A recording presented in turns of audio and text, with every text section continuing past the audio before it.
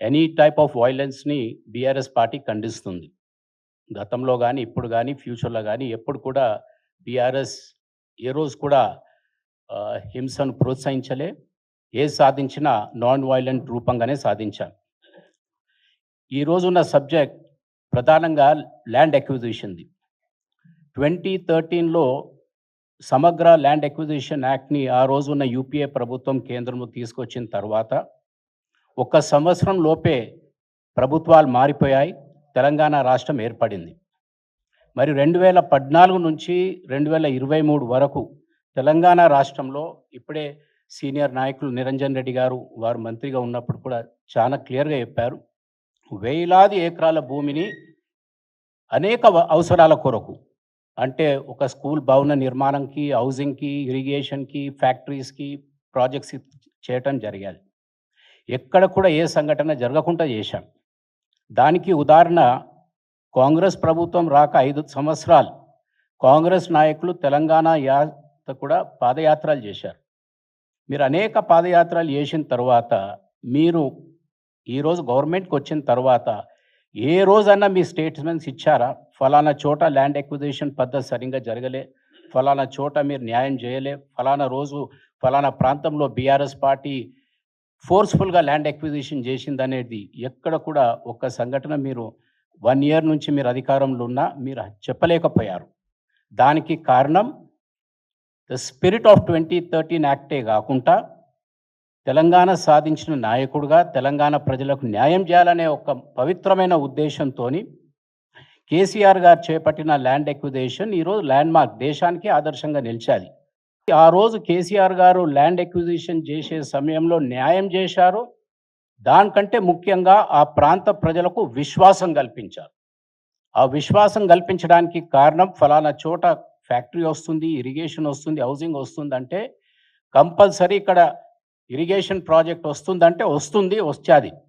ఆ నమ్మకం, ఆ విశ్వాసం ఆ రోజు ప్రజల్లో ఉండే కాబట్టే ఎక్కడ కూడా ఇబ్బంది లేకుండా ఆ రోజు భూసేకరణ జరిగాది.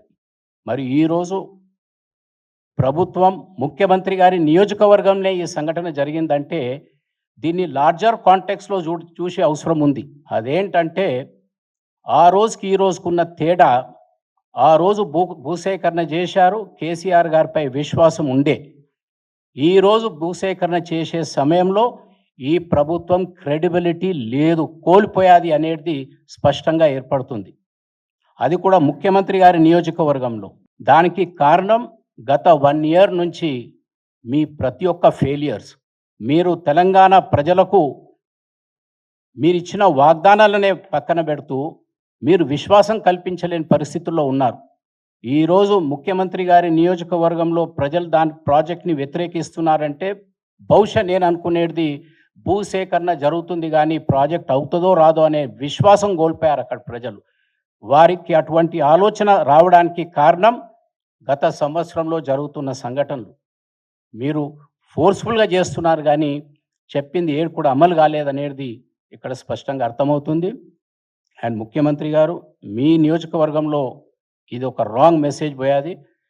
దీనికి భిన్నంగా మీరు ఎవరో దాన్ని రాజకీయం చేస్తూ ఏదో పబ్లిక్ అటెన్షన్ని డైవర్ట్ చేసే ప్రయత్నం చేస్తున్నారు కానీ అక్కడ న్యాయం చేసే ప్రయత్నం ఇంతవరకు జరుగుతలేదు. పబ్లిక్ అటెన్షన్‌తో పాటు పబ్లిక్ రిప్రజెంటేటివ్స్ ఎవరైతే ప్రజల కొరకు పోరాడుతున్నారో మరి వారిపై మీరు కేసులు పెట్టి అరెస్ట్ చేస్తా అనే ఒక ఏదైతే వార్తలు బయటకు వస్తున్నాయో దాన్ని మేము తీవ్రంగా ఖండిస్తున్నాం.